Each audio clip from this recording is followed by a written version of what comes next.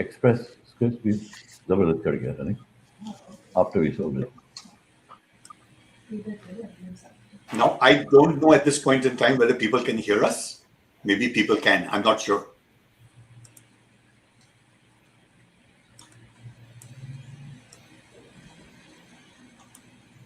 We have a private chat also. I guess we are live, I think.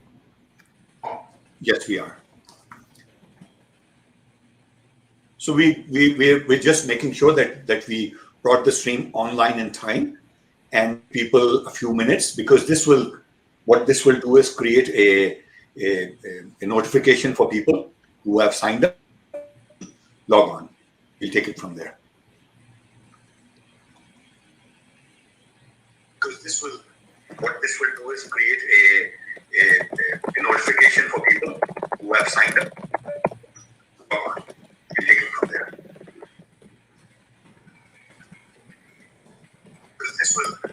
what this will do is create a notification for people who have signed up. Log on. We'll take it from there. So I'm getting an echo from somewhere.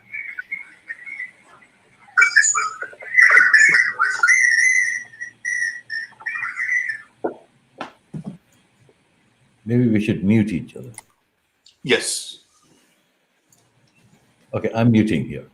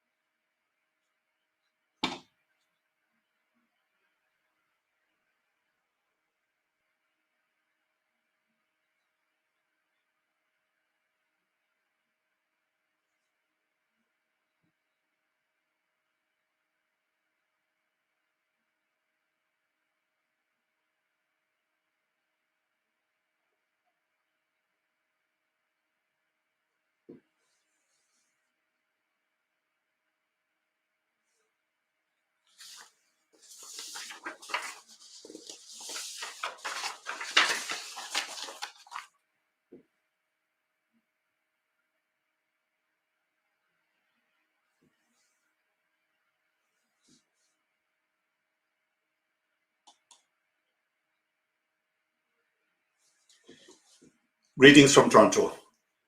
Folks, thank you very much for joining us for this 2021 CPBC educational webinar series in collaboration with Educate a Girl. My name is Sameer Dosal, and I'm the president of the Canada-Pakistan Business Council. We are delighted to host this very special event with our strategic partners who we have agreed to collaborate on many fronts. Co-host will be Tara Uzra Daud.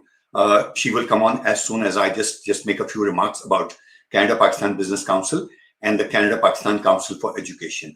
As you all know, we have a very, very special guest who's going to speak about women empowering women through education.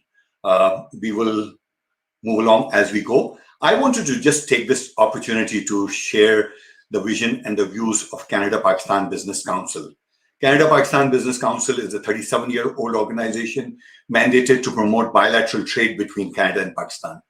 One of our focus for many, many years, my personal focus and the focus of the organization, was to enhance education between Canada and Pakistan. I feel that Canada has got so much to offer to Pakistan, and collaboratively, there are so many opportunities. There are young people in Pakistan who can benefit, who we can learn from, as a matter of fact, as we see, because it's a global world. So past 2020 was quite a difficult year, an abnormal year, a thought-provoking year for all of us. Canada-Pakistan Business Council made all the efforts to adjust to the need of the hour. We changed our format to the first ever CPBC MOU that we signed virtually. We had the likes of Minister Mary Ng speak at one of our events, then subsequently at a second event. We are actually delighted to share the fact that Minister Mary Ng, the Minister for Small Business and International Trade, has recently spoken with the Minister of International Trade in Pakistan, Mr. Abdul Razak Daud, and it's been very, very productive. And I'm surely looking forward to an opportunity that we see great things happen in 2021. I also wanted to acknowledge the wonderful role that our Canadian High Commission in Islamabad plays. I would especially like to mention Wendy Gilmore, our Canadian High Commissioner in Pakistan. Just to give you an idea, the proactiveness of her is when the first time that I went, and she had just taken over the role as the High Commissioner in Pakistan, and I had requested a meeting. And when I reached out, she said, Sameer, we are closed for the holidays. This was about December 25th or 26th. And she said, okay, we are closed, but I'd be happy to meet up with you. And there this woman walks into the Marriott Hotel in Islamabad with her helmet and a cycle. And I'm just trying to tell you this, the proactiveness, and the rest is history. We worked very closely with her and the Trade Commissioner Services in Pakistan. We are delighted that in the last few years, we've had a full-time Senior Trade Commissioner who's on mat leave right now, and we are having somebody. Hopefully, we'll hear some good news for a full-time Trade Commissioner as we move forward. We've had some interesting conversations as we go, and when they formally announce, we will actually bring them on for our conversations, which is a protocol that we always follow, that to engage the Canadian High Commission, the Senior Trade Commissioner, at our conversation and our dialogue. I just wanted to mention that in trying to be proactive, Canada-Pakistan Business Council converted our gala into a gala series, which was virtual. We had a small session, and then we followed it up. And to break it up, we decided to give 4 awards this year, and really well-worthy award recipients. We are delighted at the choice, and I'm sure that we've got a very good feedback. So the 4 award recipients for 2020 were Mr. S.M. Munir for his lifetime achievement and his contributions towards trade and business in Pakistan, and promoting Canada-Pakistan trade relations. We recognized Farhan Abbas for the Entrepreneur of the Year. His role is really vast and expanded, and from franchises to business to real estate, phenomenal. Then we had Armugan Ahmad. He heads the KPMG Digital. I think he kind of people. There are about 200,000 people in his team globally, and then last but not the least, our very own Tara Uzra Daud, who's today's host, and she was the recipient of the Canada-Pakistan Business Council Professional of the Year female category. We still want to emphasize and we still want to highlight our role as women empowerment, and we like to take this forward. And we will continue as we take this. In a short while before I bring her on, I would like to take this opportunity to speak about the Canada-Pakistan Council for Education. I'm delighted that we had this initiative going back to 2012.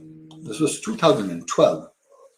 And what I want to mention is that in about 2012, 2013, there's a list on your screen of the core members of Pakistan, which I'm going to read out, but I want to highlight one particular individual. He is no other than Mr. Mansoor Sayyed. Mansoor Sayyed approached me on behalf of Canada Beyond Borders, and we had a meeting with the then Mr. Nafi Zakaria, the Consul General, and subsequently Mr. Dr. Asghar Ali Golo, the Consul General. And there was a seed sown for the Canada-Pakistan Council for Education. We launched the Canada-Pakistan Council for Education last year in Pakistan. And I think the idea was to, rather than just work with one organization, we felt that it was most appropriate to bring in a whole bunch of people. We convinced them, we spoke to them that we as a group can make a positive impact. So I'm just going to quickly mention the names of our core team, and we will take it from there further. Mansoor Sayyed, of course, I mentioned. Professor Dr. Afzal Haq, Vice Chancellor of DHA Safa, Dr. Altaf Mukati, Dr. Imran Yusuf Jofa, Dr. Farhan Isa Abdullah, Dr. Bhavani Shankar, Professor Zahir Ali Sayyed, Dr. Shahid Raza Mir, Dr. Asif Khan, Professor Sayyid Muhammad Ali, Professor Dr. Noman Ali Khan, Dr. Azhar Saeed, Mr. Rafiq Lakhani, and last but not the least, Shahab Khan, as we go forward. So, folks, this is the Canada-Pakistan Council for Education team, and we will discuss this further in our remarks later on. But at this point in time, without further ado, I would like to bring on our co-host, our very own award recipient. We decided to work with her several years ago when, for the first time, we hosted a joint event in the Pakistani consulate, going way back, and the rest we continued. And we have decided and agreed that under the umbrella of Daud Global Foundation and the 3 organizations that she runs, we will do sequence of events as we move forward. So over to you, Tara. Thank you so much, Samir, and the Canada-Pakistan Business Council, as well as the Canada-Pakistan Council for Education, and our numerous partners here today. Thank you for this opportunity to partner on education, and particularly girl education, which is a topic very close to my heart. I wanted to, first of all, begin by saying that Asma, our keynote speaker today, is quite an extraordinary woman. And as I'll speak for the next few minutes, I'll share just some of the ways that she's got a story that really aligns with that of us at Educate a Girl.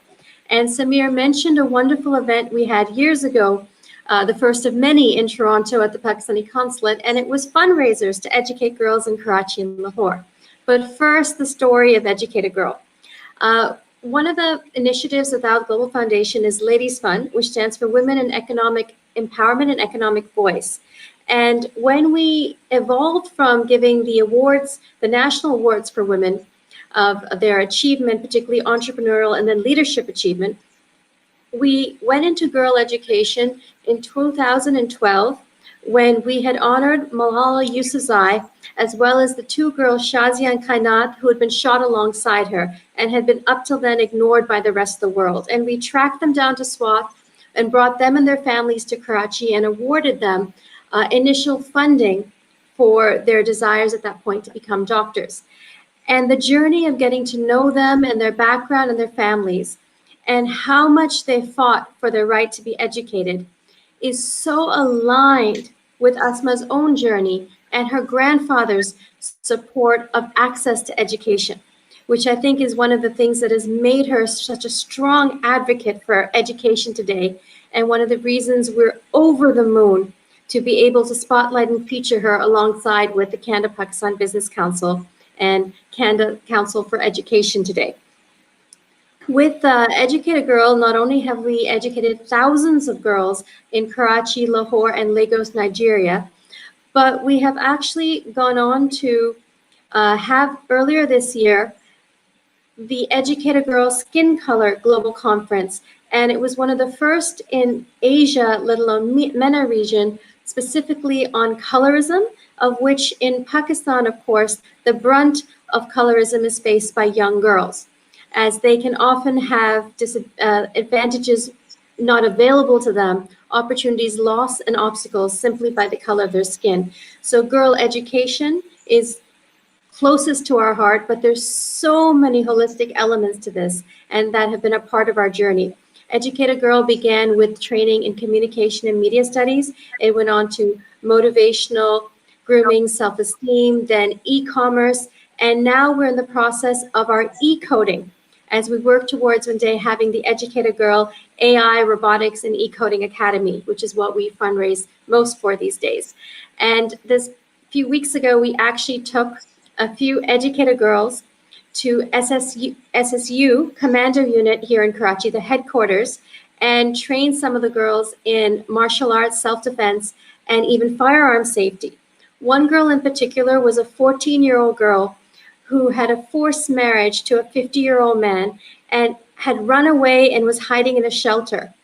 And as we brought her out for these trainings, she was huddled almost in a corner, and she went out and she learned basic self-defense, and she, going from being so frightened, felt safe, had more self-esteem, and at least some confidence for the first time since we'd interacted with her. And that's so much a part of this journey, in addition to the ABCs that we feel that every girl should know. So I just wanted to re-emphasize that this is a spotlight today that's really close to our hearts. And we thank Samir and the Canada Pakistan Business Council for nominating Asma for this talk, as she is not only an extraordinary woman with an extraordinary commitment and lifelong commitment to education, but through all of us collaborating, we're hoping to enable more and more Pakistani girls to study in Canada and have opportunities anywhere in the world they want to make their dreams come true. So on that note, I just want to thank you all who are watching here today, particularly those in the Educate a Girl community who've come on out, set reminders, and please ask tons of questions as we're going to be having a Q&A after Asma's talk. But for now, back to you, Samir. Thank you.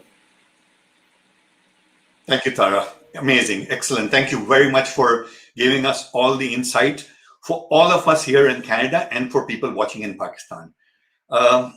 You know, as we move forward, I know we're going to have Asma wait for a couple of more minutes, please, if that's okay.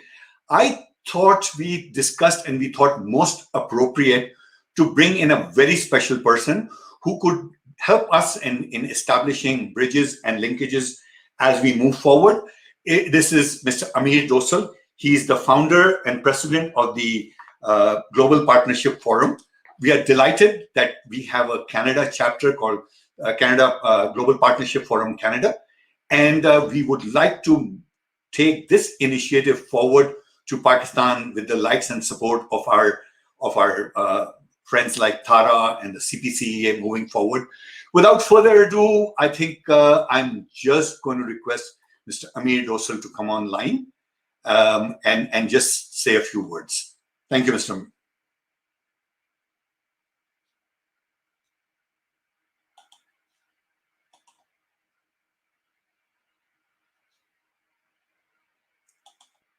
We need to unmute. That's better. Good morning and good evening, everybody. And I'm honored to be here. And Samir, congratulations on hosting such an amazing dialogue. As you know so well, and Tara explained it so eloquently about the great work she's been doing to empower girls and women around the world, especially in Pakistan. The Sustainable Development Goals core pillar is about women's empowerment. It's about educating young girls and women. And COVID-19 has created a huge challenge for all of us. As you can imagine, it's not just simply about education, but it's about domestic violence, which is taking place, making sure that women have an equal place in society, have the due respect, and so on. So the UN's commitment to this is paramount. In fact, the Secretary General, Antonio Guterres, recently at a speech he gave at the NYU, said, the only thing we need to figure out is how do we address the lacuna of lack of access to women and girls in our society, to new technologies, access to education, since they can become members of our society, get proper jobs, and really contribute to the process. And he pointed out that it is the men in this world who are not doing enough. So I'm very pleased that CPBC is taking on this function, and the advisory board which you have, they have a responsibility to engage people in Canada and share their expertise in Pakistan. I also want to say that it's so nice to have leaders like Asima and Tara on this program, because they bring not just leadership and expertise, but actually concrete examples of how they're making that change. And the Global Partnerships Forum remains strongly committed to helping you, Samir, in Canada as well as in Pakistan. I look forward to working with you all, and thank you for listening to me. Thank you, Amir, for this wonderful insight. You inspire us. We continue to learn from you on an ongoing basis, and I thank you, and we will continue to work on all these initiatives as we move forward. Folks, without further ado, I think the best thing for me to have done is to bring on an amazing person, one of our directors who's very, very proactive, does amazing stuff behind the scene. It's no other than Naveed Haider. She's also the CPBC liaison for CPCE, and she's at this point in time working very closely with the Algoma team, and which Asma will mention some of the initiatives. So, Naveed, I would like you to take the initiative and introduce our special guest today. Thank you, Samir. Women empowerment is very close to my heart, and I'm glad and honored to be here introducing Waseema. Our next speaker is the true epitome of women in leadership. She is the president and vice chancellor of Algoma University. Behind the impressive title is an authentic, smart, and focused young woman with very, very, very warm heart and a passion for helping and the advancement of women, especially in Pakistan. And she will tell you more about this. I am delighted to welcome Asima Waseema to the virtual podium. Over to you. Unmute.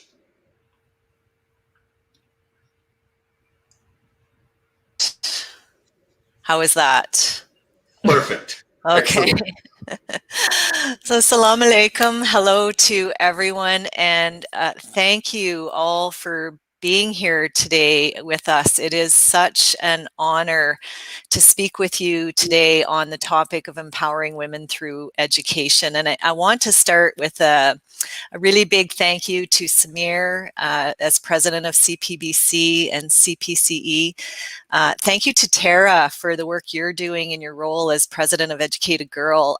You have inspired me this morning, and I want to learn more and more about the work that you're doing. And of course, a huge thank you to Global Partnership Forum and Amir Dasal, for championing and supporting the work that so many of us are trying to do. Naveed, for your friendship and your support. I met Naveed only a short while ago, probably about a year or two now, and just for welcoming me into the community and for all of the guidance that you've been giving me throughout this journey. And of course, to all of the others, Lean In Pakistan, Ladies Fund, the Barak Center for making today possible. Today, I'm going to speak to you on the topic of empowering women through education. And while I do that, I'll share a little of my story.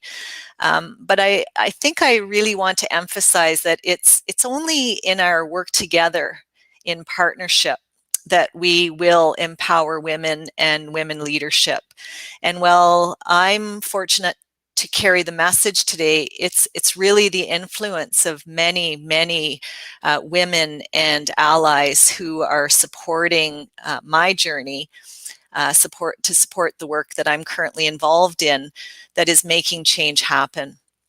So if I can take a moment to share the pictures on the right of the slide are women leaders that I'm working closely with right now, and they are incredible.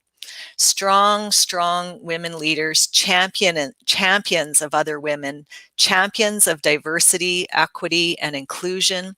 And they are making our world a better place by sharing their leadership strengths, their expertise, their training, but most importantly, as they do that, by demonstrating love, kindness, courage, and perseverance in their leadership journey.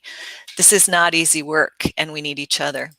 I'm going to move to the next slide and tell you just a little bit about who I am and probably put my speech into context here. So I was actually born in Ontario, Canada. My mother, Zahida, who is at the top right hand of the screen with my daughter, Emily, she came to Canada from Lahore, Pakistan in 1965, and she came to study a nursing degree. And at the end of the nursing degree, she made the decision to stay in Canada, and she married my father, who was an Irish Canadian, and she raised her family here.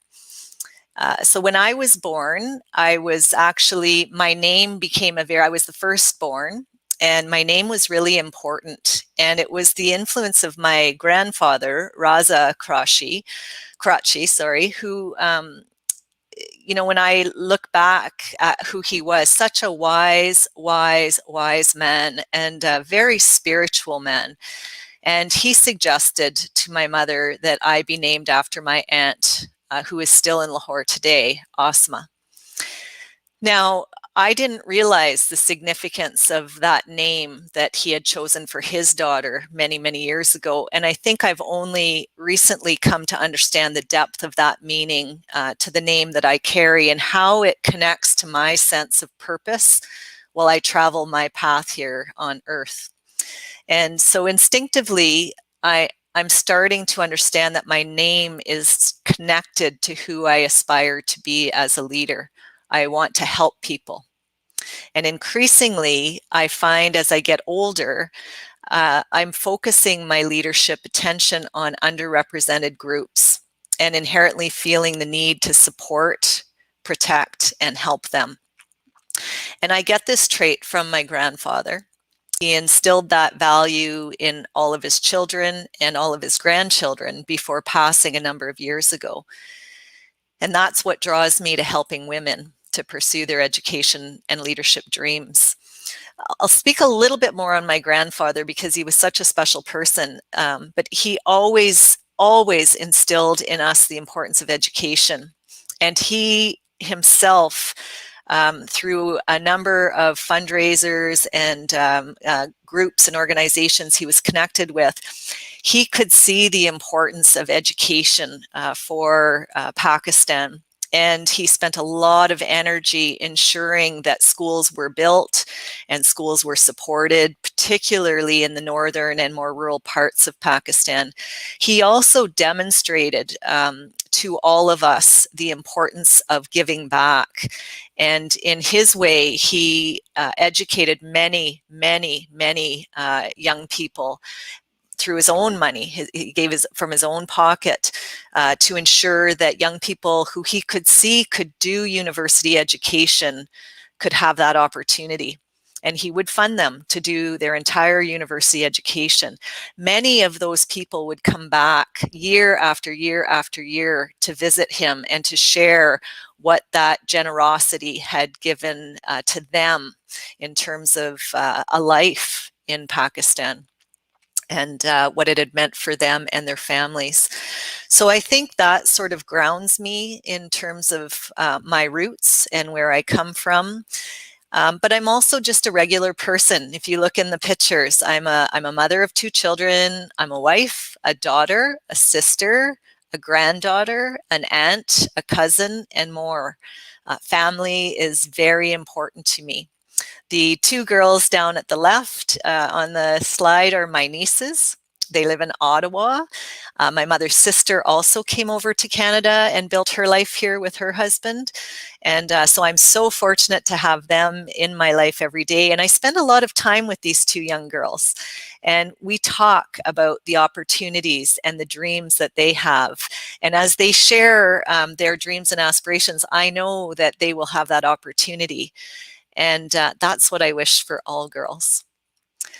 So over the last 20 years, as I mentioned, I've been on this leadership journey, which has ultimately led to my role as president and vice chancellor of Algoma University. And in this role, I'm hoping to make a significant difference. It's a role that I'm privileged to have. It's a role I take very seriously, and it provides a place for me to strongly influence opportunity to nurture and develop the next generation of women leaders.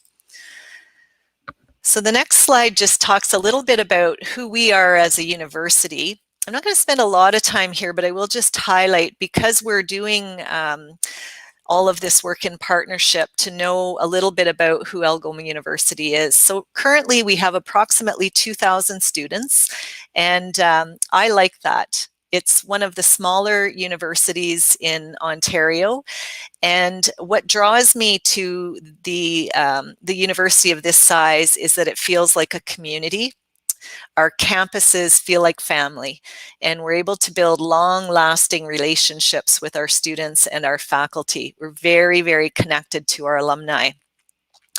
So we're a multicultural university. We have a special mission that was actually bestowed to us from the government of Ontario, Canada, to support cross-cultural learning. And so you will see on our campus well over 50 countries represented in our student body. We spend a lot of time thinking about equity, diversity, inclusion. We spend a lot of time thinking about how to ensure our campuses are warm, welcoming, and inclusive, and that we're learning from and with each other as we work through our learning and our studies at Algoma. We have locations in Brampton, which is close to Toronto, Sault Ste. Marie, which is in the north, and in Timmins, which is also in Northern Ontario. And we're currently building a virtual campus with fully online degrees. And one of the things that we're exploring is the opportunity for students to do half of their degree in their home country and half of their degree here on one of our campuses. Again, we have well over 30 university degree programs, 4 schools: business and economics, computer science and technology, life sciences and the environment, and social work. And we also have 3 faculties, one in science, one in social science, and one in humanities. So in terms of the engagement with Pakistan, you can see my personal connection with this country. But I think I want to share a little bit about where we are in terms of our engagement. So Algoma has been somewhat active in Pakistan for close to 10 years. I've been at the university now for 3 years, and we've been slowly increasing our presence there. A couple of things that we've been focusing on so far. One is on recruitment of high school to university students. And so we've been really working closely with the school system, the high school system in Pakistan, and have recently signed a memorandum of understanding with Beacon House School System. And that happened last February. We're now in talks with 3 other secondary school systems to sign similar agreements where students receive scholarships to be able to study at Algoma University, and they have direct access and registration. We are now really shifting, although that continues to be a really significant focus for us, we are also really shifting to partnerships, partnerships with Pakistani organizations such as CBPC, to really think about how we can develop and tailor programs that are of need to Pakistani women in terms of their aspirations and visions and dreams and needs. So on to slide 5. The focus on the building of the academic partnerships right now is working with CPBC, CPCE, and other partners to develop a pilot program, if you will, that is really specifically designed to build entrepreneurship and leadership skills for Pakistani women. And the program components as they stand now, and this is something we're hoping to get some feedback from the participants on today's webinar, but we're looking at building an understanding and skill set in the area of entrepreneurship, so business startup, business community. We're looking at a very focused program on career mentorship. And I think back to when I was in my 20s, I was a very young leader at the time. I was about 27 when I had my first fairly large leadership role. And it was the mentors that really helped me start to forge a very successful journey. Without them, I'm not sure I would have been that successful. So we understand the importance of connecting young women who aspire to be successful in the world of entrepreneurship, in the world of business, and to really think about the women that are already out there who are successful and how can we make those connections.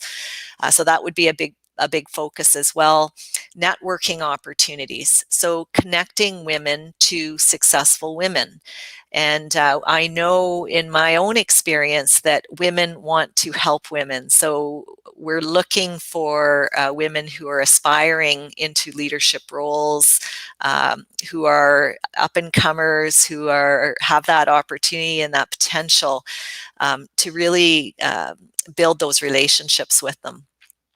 And as part of it, we're actually looking at a customized student experience. So both a cultural experience, while they come to Canada, taking them to some of the places in our country that Canada is known for, teaching them a little bit about the history and the culture and some of the beautiful places, but also an educational experiential opportunity where they can actually spend some time in a placement, building skills within that placement, making connections, as we talked about before.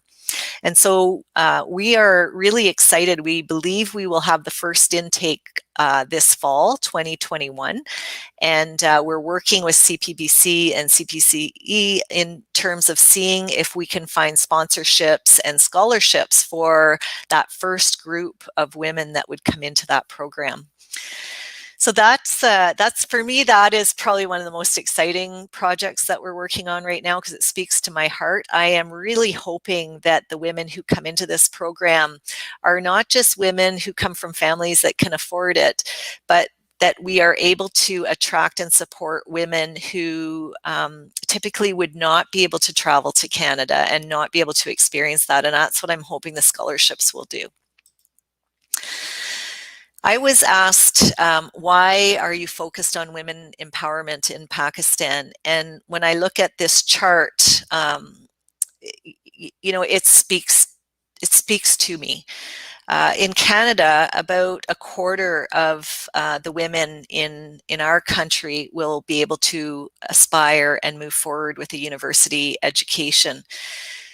In Pakistan, that number is only 4.6%, and yet the population of Pakistan is significantly higher than Canada. And when we look at Canada, we've done a lot of work, although we have a lot of work still to do in terms of women in leadership and access to some of the better jobs, etc. But we've made progress, and so our women now, we have more women attaining a bachelor's degree or its equivalent than men at the current moment. But they're very close.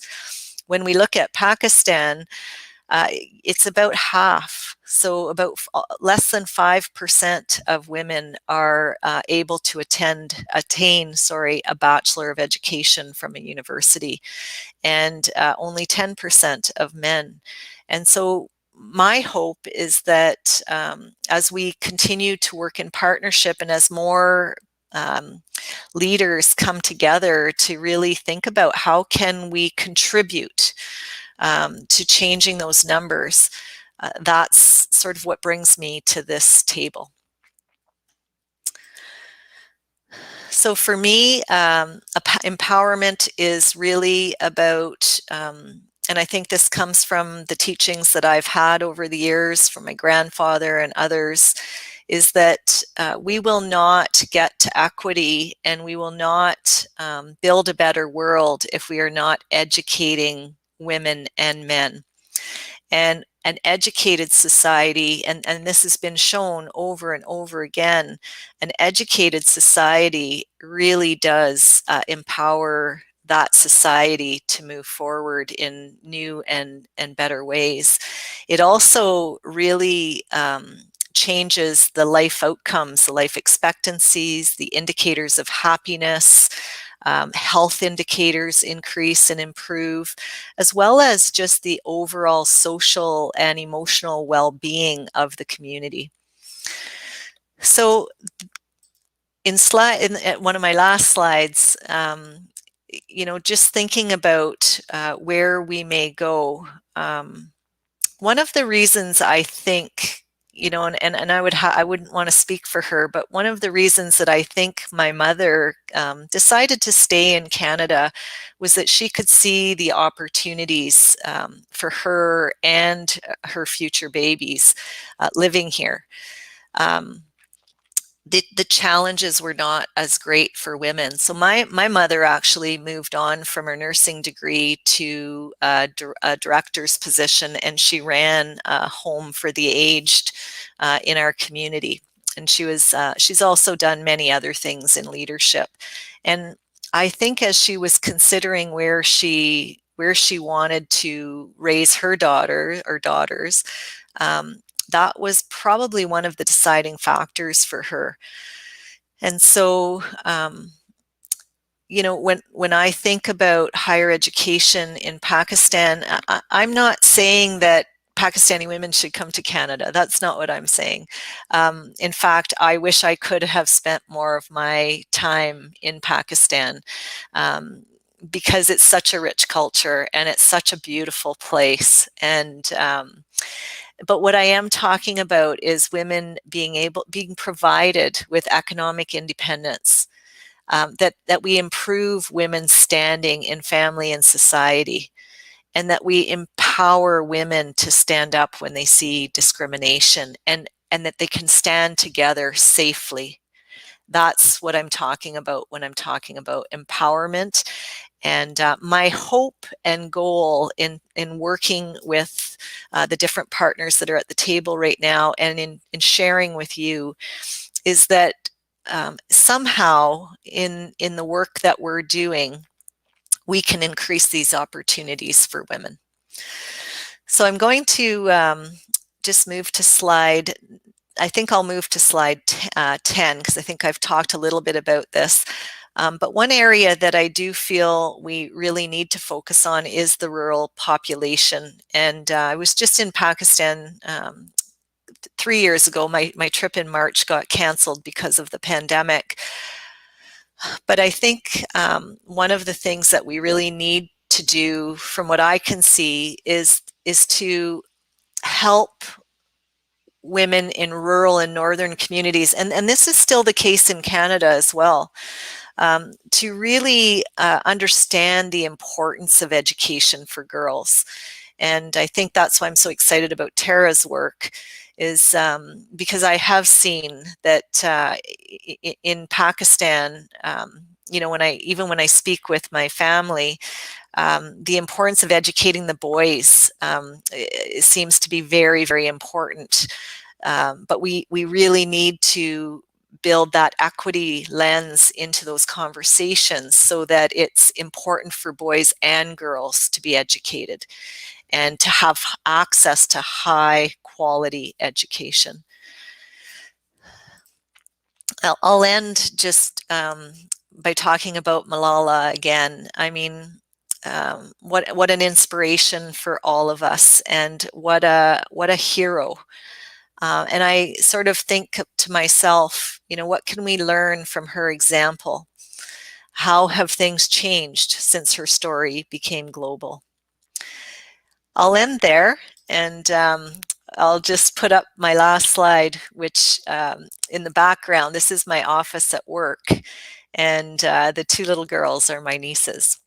And I'll sort of help us reflect on Michelle Obama's quote, but there is no limit to what we as women can accomplish if we put our minds to it and we work together. So thank you. I really am looking forward to the dialogue today, and that's really a big part of why I came. I'm really interested in your thoughts and what you need and what you're looking for as you embark on this journey of education, and I'm listening. So thank you very much, and I will turn it back over to, I think, Samir or Tara.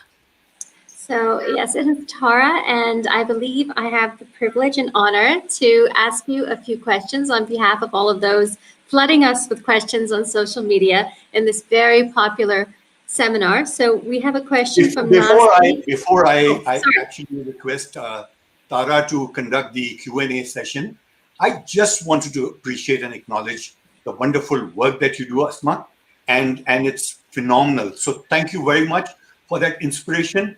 We are delighted and honored to play that pivotal role to connect Canada and Pakistan. So it's back to you, Tara. Tara, go ahead. There are some interesting questions that you already have received, and we will step back and hear this conversation, going a little deep into how we can move forward. So thank you, Asma.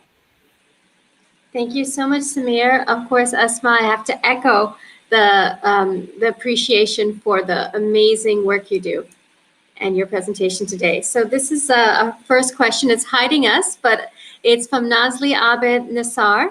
How can Pakistani women for their children be part of our journey who deserve good education? How could we facilitate them who not only pay a good amount to send them to be able to go abroad? She is part of a women chamber as well as a member of Ladies Fund, and wants to hear your suggestions of any scholarship programs, particularly after coronavirus, when all is currently all is currently online. She wants to know about future opportunities for scholarship programs to send girls from Pakistan abroad. So we're just getting started in our discussions with CPBC about this, and I think really we need to start thinking about setting up a foundation where we can raise revenue, significant revenue. I think there is a lot of interest in this project, and so how can we raise revenue to put towards scholarships to support young women. The other thing that the university has started to consider is how can we reduce some of that tuition cost. We obviously can't go into a deficit, but are there ways that we can provide bursaries to students who typically would not be able to access this kind of education in Canada? The other part of this, I would say, is the online component is giving us opportunity to be very creative. So where I find the cost for students, not only in the tuition, and we have one of the lowest tuitions in the country, and I've been very clear, I do not want our tuition increasing right now significantly because I know how hard it is right now, particularly in a pandemic and a post-pandemic environment. But one of the projects we have underway is setting up a plan so that students, right now our federal government is allowing students from abroad to study half of their degree or certificate online. So that means that students could actually do 2 years in their home country and then come to Canada for 2 years. And I think that in itself could provide much more access because you don't have the costs of the living costs associated with tuition costs. So stay with us. I think you're going to see some scholarships being announced as part of this first project, and we'll look forward to making that announcement and sharing it with you. Thank you so much for that very detailed answer, Asma. We have so many more questions. I'm just struggling to pick and choose. One other really, really inspiring one is, what has been your biggest challenge as a woman with ambition?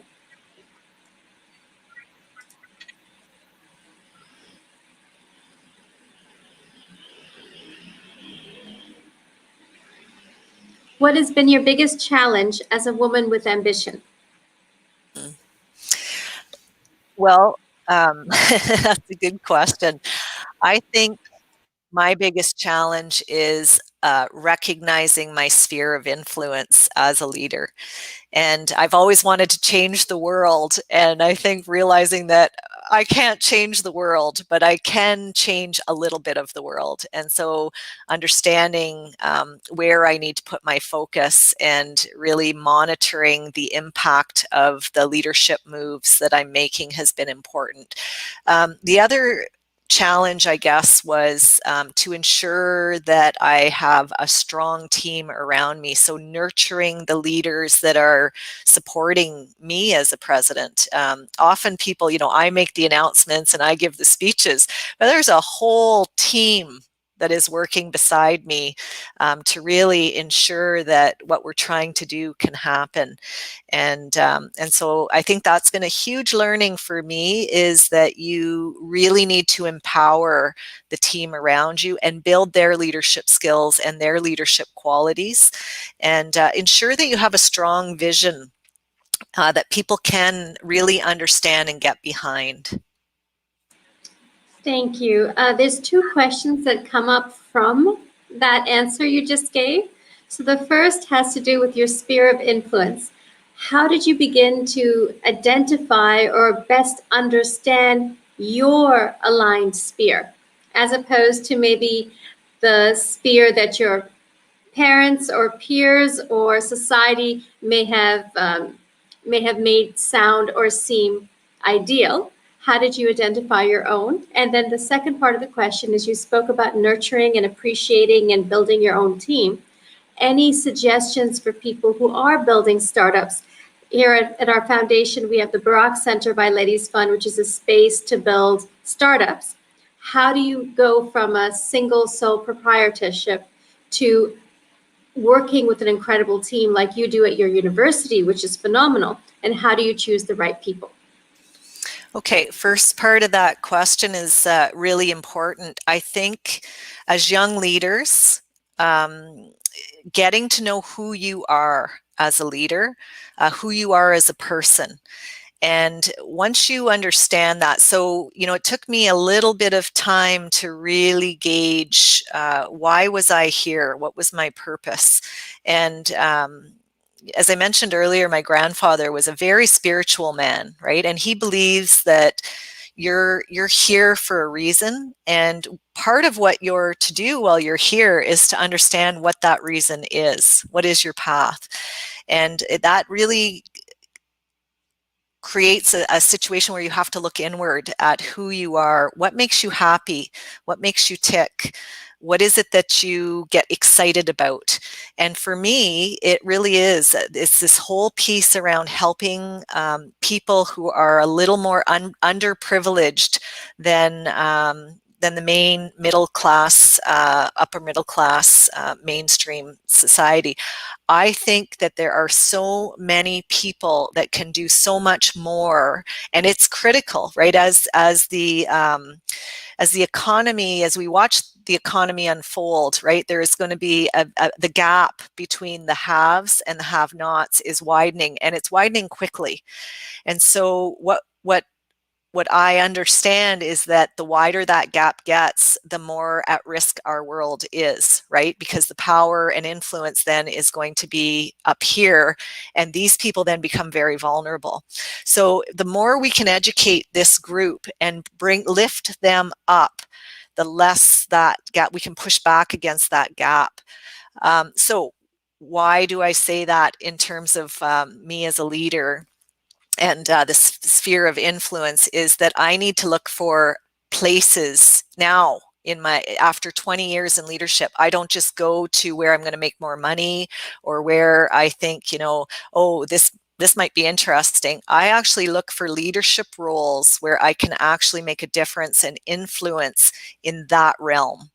So when we graduate students from Algoma, I want to be graduating a good, solid group of students who are going to challenge status quo, who are going to challenge policy, who will go back to their countries with a new appreciation of the importance of diversity in handling some of these world challenges, world issues that we're facing.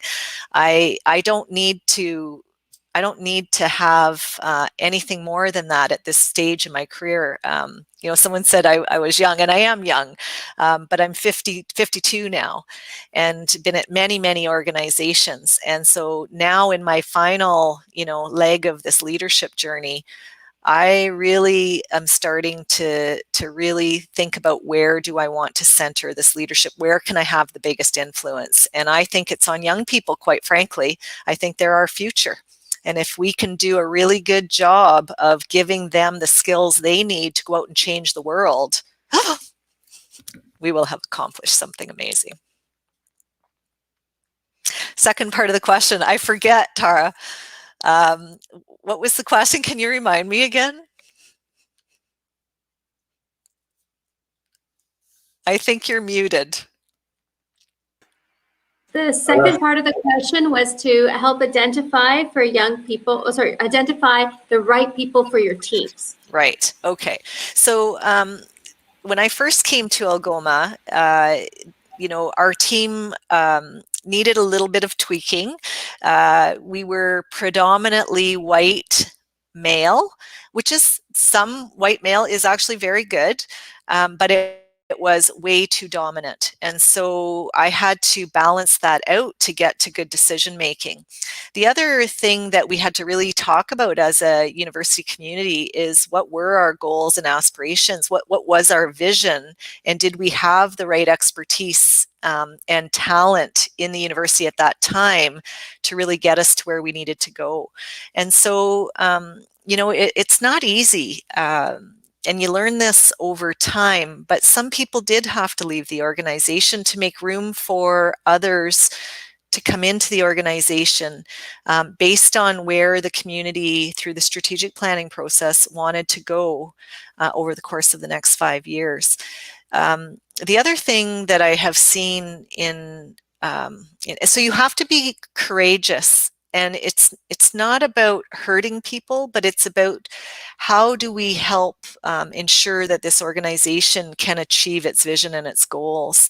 And you do that in a very kind way, right? And these are things that you learn over time, but you have to build a team that can get you to where you go. And if you don't have that team, you'll just burn out as a leader because you can't possibly do it all. You need your team behind you. The other thing is to invest in your people and to believe in your people. So one of the things I hear often from, and I do mentor and coach on this as well, is the worst thing you can do to really good leaders in your organization is micromanage them, right? They have to be let free to lead and to create and to innovate. And your job, once you get to a leadership role, whether it's, you know, a business owner or president of a university or principal of a school or whatever it might be, your job is to get out of the way, really, quite frankly. It's to make sure they've got the skills that they need, the resources, and the support. And when they come asking questions, not to just answer the questions, but to get into a dialogue and a discussion about, they're not looking to you to solve their problems. They're not, you know, sometimes they're just not quite sure. And they just want to check in with you. And often they have the answer. So if you can get the answer coming from them and say, yes, that's great thinking, then they feel really good about moving forward. Now, having said that, high expectations are critical. So the organization needs to know what your expectations as a leader are so that they can aspire to those expectations. And there should never be any surprises on that. So feedback is critical, right? As you grow your people, they need feedback to be able to grow. And we bring coaches and mentors. We're bringing a whole professional development piece in for our employees to make sure that they can see a path for growth over time. And we talk with them. We say, what do you want to do in the next 5 years? Where do you see yourself 5 years from now? How can we help you? So it's just a couple of little hints about things that we're doing. Are we perfect? No.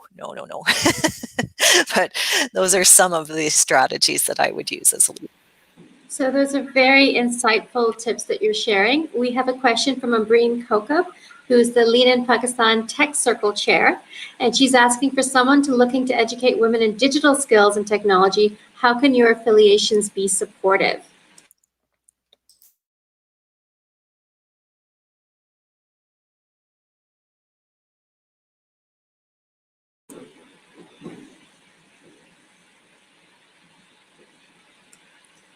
Asma, I think you're muted.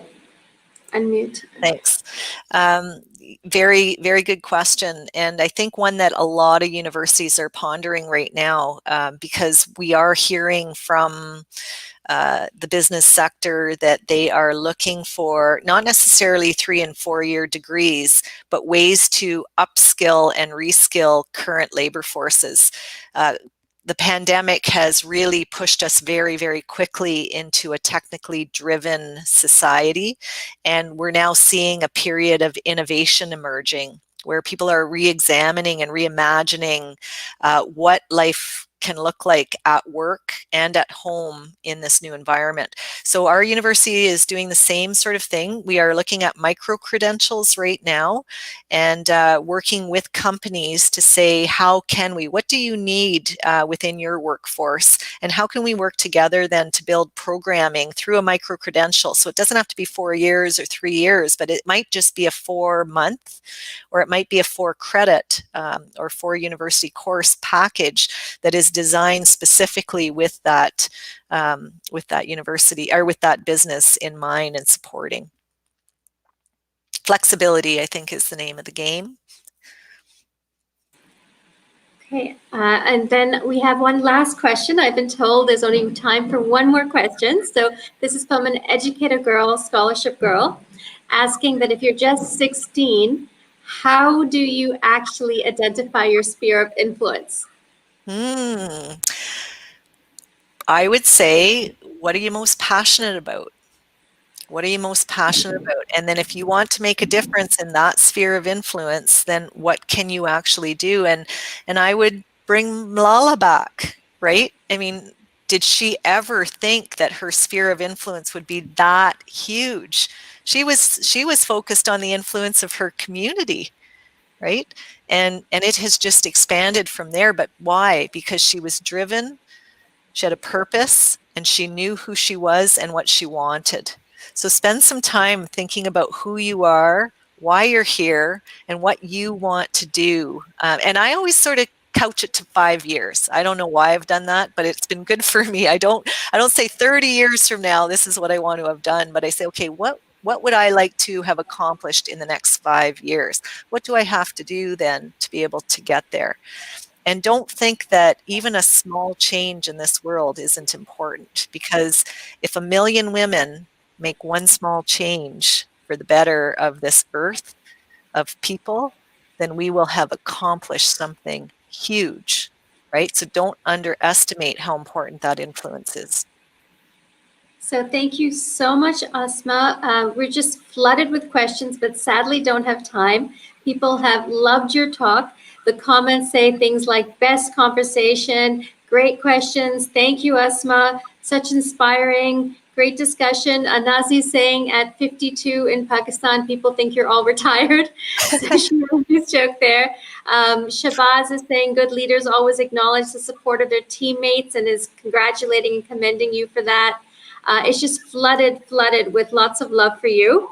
And on that note of appreciation, thank you so much for being on our spotlight today. And of course, I pass the floor to Samir for closing remarks. Thank you, Samir. Thank you very much, everyone. Thank you so much. It's been wonderful to be with you today.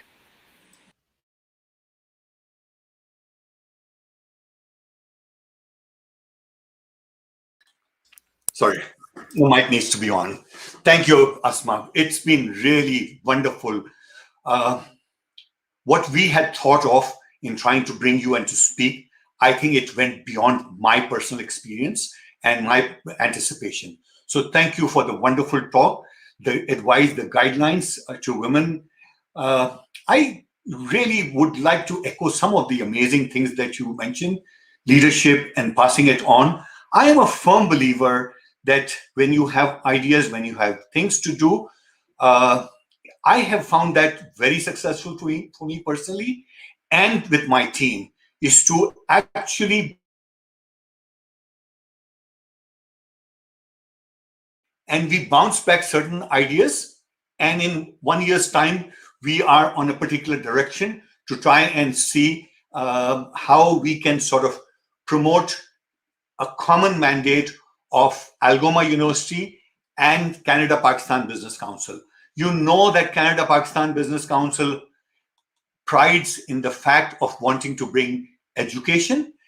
And I think I am really excited with the fact that what Canada can do for Pakistan is we have got such an amazing curriculum, amazing structured formats, that what best can we do is to give back to Pakistan. And I see such wonderful visions that you have. We have people with the likes of Naveed Haider, who's here as part of our team.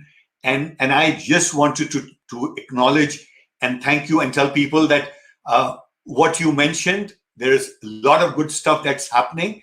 And